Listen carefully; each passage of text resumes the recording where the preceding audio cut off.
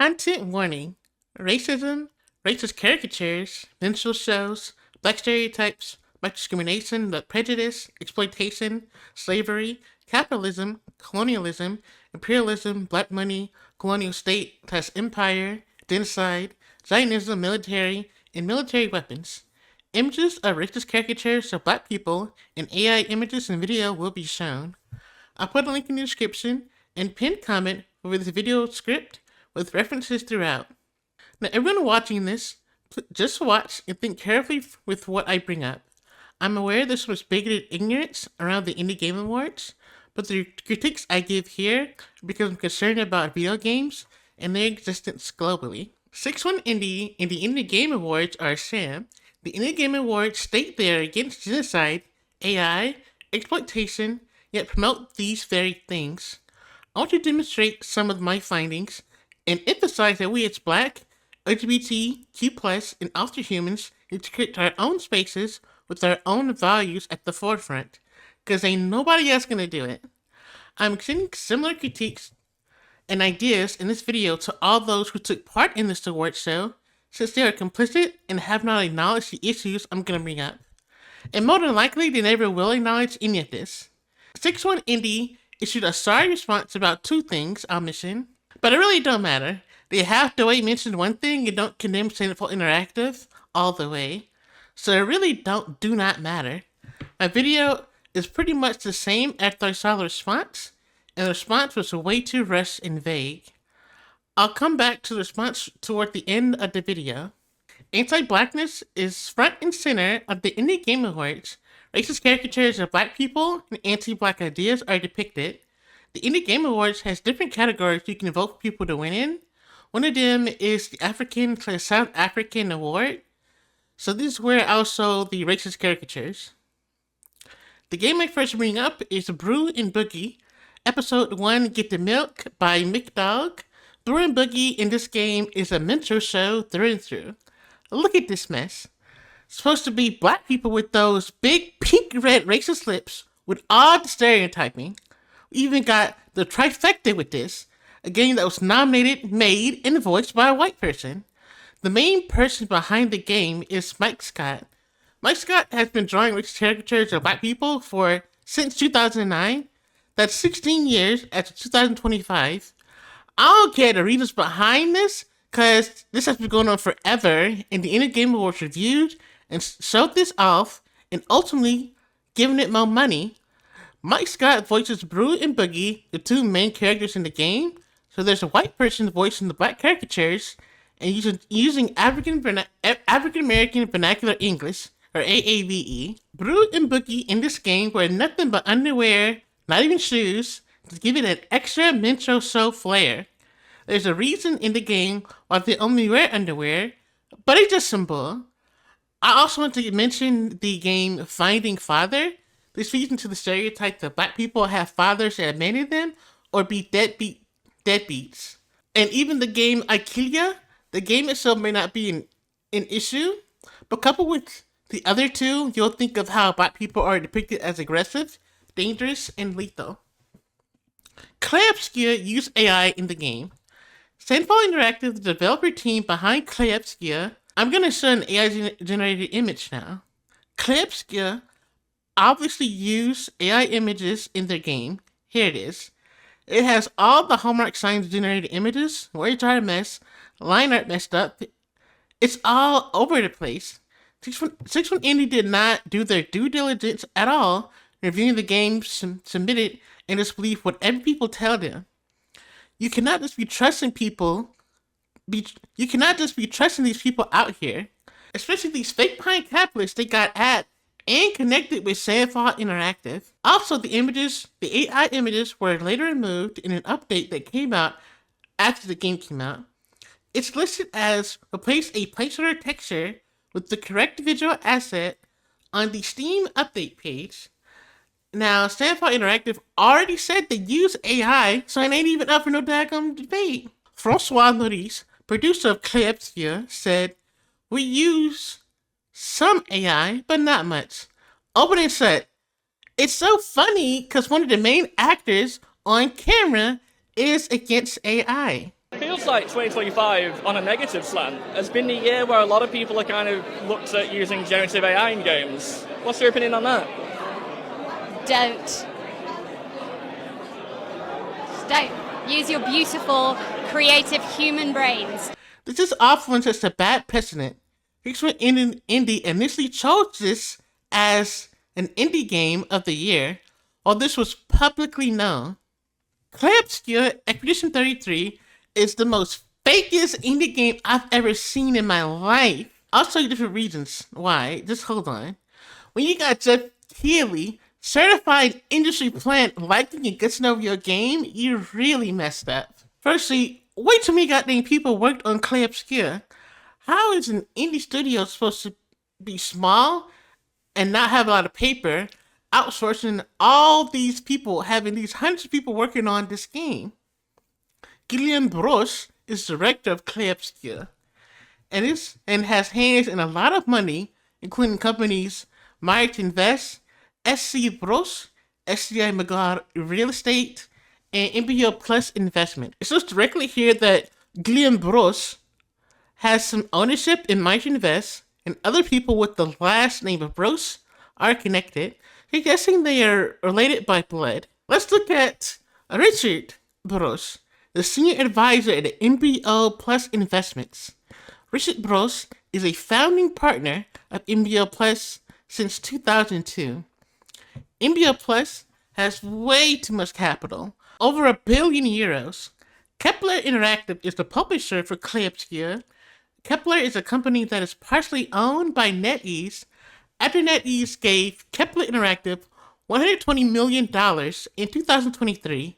NetEase is a multi-billion-dollar company behind games that help run people's lives through predatory monetization and help instill problem gambling and gambling addiction in people. Plus, how could an indie game possibly get actors from Daredevil and Lord of the Rings to be on their games? Those people are pretty much inaccessible to broke people. The current president of France and co-prince of Andorra, Emmanuel Macron, endorsed Claire Obscur on Insta.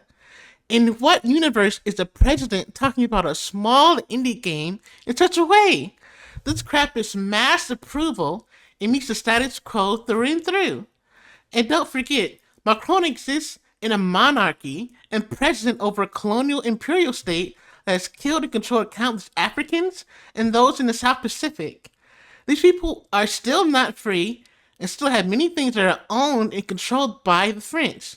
Let's think of Senegal and New Caledonia, for example. Blueprints is developed by Dogubam and has the publisher Raw Fury. In 2021, Raw Fury was acquired by Alter Equity Partners, and it has major/most ownership of Raw Fury now. Alter has invested in Raw Fury, and the people at Raw Fury always have the ever-looming eye of Alter on them. Alter Partners is a small private equity firm with assets only at 8.3 billion euros. Alter obviously makes the games they publish more profitable and acceptable for profit. Any games that stray away from the status quo will never be released. I guess that's why Blueprints has a bunch of skinny white people in the game to not offend anyone. And Alter does all these things with respect in a private equity firm, like being capitalist and loving and advancing AI.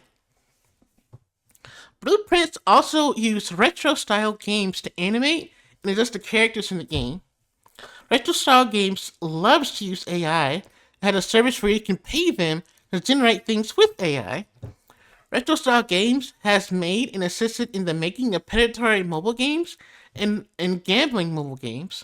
The predatory mobile games have existed for many years before Blueprint started development. Blueprint was slated to start development 8 years ago from the current year 2025, so it started development in 2017.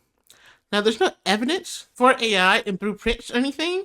I'm just saying Dogubam, the developer of Blueprints, ultimately went to this company for animations and models regardless of their history. Or perhaps Raw Fury chose the studio for animations. Other people in studios without this history of predation could have been chosen.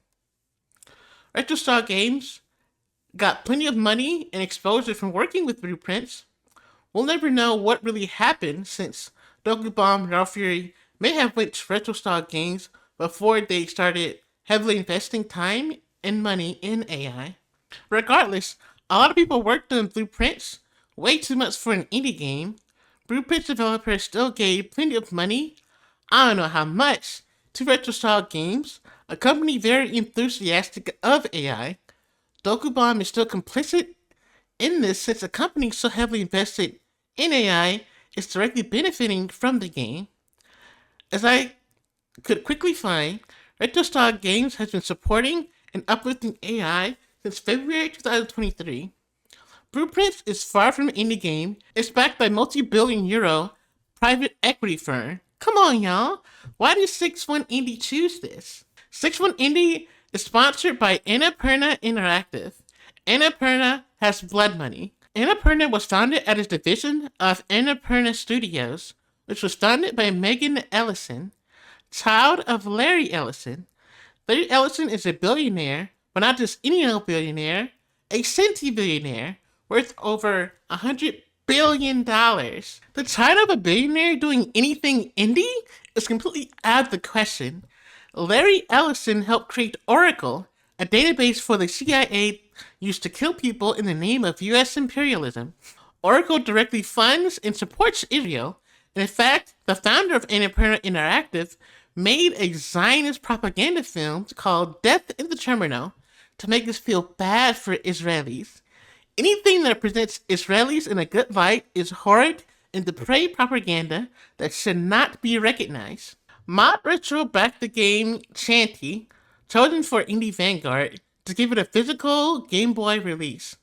Modretro's founder is Palmer Luckey, who founded a military contracting company named envtuber. Luckey is Zionist scum who used to work for Facebook for helping arrest immigrants and genocide people worldwide. You can hear it from the scum directly. So two things happened. First, the media found out about my contribution. And a few media outlets reported on it somewhat accurately. Like Palmer Luckey, the guy who started Oculus, this Facebook executive, has given $9,000 to this pro-Trump, anti-Clinton group that's running a billboard. They all just had this lockstep narrative. Palmer Luckey is a racist, misogynist, which is so funny. I'm actually a radical Zionist, and it was even in the moment it was. What funny. is a radical Zionist? I strongly believe in the right of Israel to exist as a Jewish state. Like I people are like, that's so problematic though. It's so ethno-state adjacent. And I say I don't care. After what happened to them in World War II, they deserve a place where they can do their own thing and protect their own people. Blood money is certainly flowing through the company Modretro, and the founder aged in genocide by the US Empire. Modretro uses metal from drones to make Game Boys. It's listed in the description as if killing people of color in the name of imperialism and colonialism is something typical, normal, and without issue. It's not aluminum, it's magnesium aluminum alloy as Andrew's attack drones. Gordon Code, the developer of Chantey, is seething over there being consequences to actions. Gordon never addressed issues from Modretro or Palmer Luckey in a statement. Gordon Code even retweeted Palmer Luckey's response. Since this is how Gordon Code behaves, Gordon definitely never deserved the award or recognition to begin with, regardless of the game being with Modretro. Sassy Chap Games was nominated for Community Management. Sassy Chap Games is the developers behind Date Everything. I'm not sure what community management really means, but one of the co-owners of it certainly is not concerned about the community. Or should I say certain communities. Robbie Damon is a voice actor and one of the 3 co-owners of Sassy Chap Games. Damon attended the Great Summer in Abu Dhabi. In 2023, the United Arab Emirates, UAE, created the National Media Office, NMO, to create a specific view of the UAE in the world. The chairman of the NMO is Abdullah bin Mohammed, who talks highly of the Bridge Summit. NMO organizes and funds the Bridge Summit, so it is generated by blood money. The UAE is notoriously known for being a slave state. LGBTQ plus people being illegal and killed, and for the genocide of Sudanese people. Robbie Damon willingly went to the Bridge Summit and was certainly paid in blood money, assuming that Damon was paid. You don't need to be uplifting anything Damon is attached to right now with this behavior. Now, this did happen in December of 2025, but that still don't matter. So it's what any need to acknowledge this. Plus, Damon states the game was made with a few $1 million. Very indie type stuff. Damon up there helping white, pink, everything wise what the UAE does and is complicit in their atrocities. Our game has 100 of the most popular voice actors in the West, and we asked them to do a very silly job. The characters in our game are real things. They're like a table and a chair that come to life. What we did with our game that we're very proud of is we developed a new contract with SAG, where, to my knowledge, we're the first people to do this. We gave real revenue share on the back end to our actors and our creators. Oh, wow. So we gave away a huge portion of our profits as a company, and we were able to make a game for a few $1 million that we hope feels like a much more expensive game because we shared. Damon over there acting like it's fun to go over there to goddamn Abu Dhabi. 61 Indie made a video post on Blue Sky, not YouTube, and their website, retracting awards from Claire Obscur and Gorton Code. Sedfo Interactive told them to use AI. 61 Indie can't even look up stuff and believe whatever people tell them. 61 Indie still sit there and say Claire Obscur is a wonderful game. It's not wonderful. AI was used in it. We know that. There's definitely more. We ain't gotta speculate none of that. It's like how I'm critiquing the Indie Game Awards. I'm not gonna say it was alright or good since they retracted some awards when they sit right there and spread racist caricatures of my own people. For modretro, for 61 Indie, it's just about the vile nature of modretro. It's about the handhelds. They did not go into the atrocities by the United States military that Palmer luckily assists with. 61 did not condemn the U.S. imperial colonial genocidal empire, its members, anyone who helps with active members, or its veterans. Bump all of them. Oh, and there's no way 61 Indie would know about Gordon Code's response to having the reward retracted right now, but Gordon Code definitely didn't deserve it, and it do reflect a little on Gordon Code. Gordon Code retweeting a Zionist and not even recognizing modretro's issues in the response on Twitter. The things I mentioned in this video only really scratch the surface and are surface level. There are many more things I could critique. The stuff I found was readily available on websites and demonstrates that people need to absolutely be looking into who they platform. The indie gaming space has been infiltrated and co-opted by capitalists and massive companies to capitalize off the indie label. Indie attracts people to believe the games are small, the underdog, and needing equitable treatment. The games I went to detail about must be boycotted and never presented in a positive light. These games are not the art we should be promoting. These games are not the art we should promote and take away from the games made by people struggling, minorities, and those who are actually indie. Indie, in its truest form, is a combo of these three things: a small team, broke people, and anti-status quo. This just let everybody know to be wary of these white people. Be wary of the white liberal. Now, obviously, I would want 61 Indie to improve and somehow become a group of communists and anarchists, but I'm far more concerned about the black people that were involved with this award show. Soft Not Weak and game devs of color, please watch what y'all be thinking and put your name a part of. You can't thank somebody when they nominate you, then disrespect your own people by putting racist caricatures and stereotypes in the same show. Blackvtuber in gaming with Justin Woodward? Come on, dawg. You gotta be noticing this stuff frame one. You can't be saying you for the people and letting this stuff slide. Everybody is not out to help and uplift y'all. 61 Indie and the Indie Game Awards gave y'all a nomination / let y'all judge, but spit on your face by having a racist caricature of black people in they crap and promoting all this other stuff. Reflect on all of this, call it out directly on all of your platforms, and state how y'all gonna move forward. Don't let these white liberals do that crap, and you just take it and don't hold yourself or anybody accountable. Since I brought up Palestine and Sudan, I put links in the description and pinned comment about how y'all can send the people money directly. I know anyone else should bring them up without putting links for that. That's bare minimum. Alright, y'all.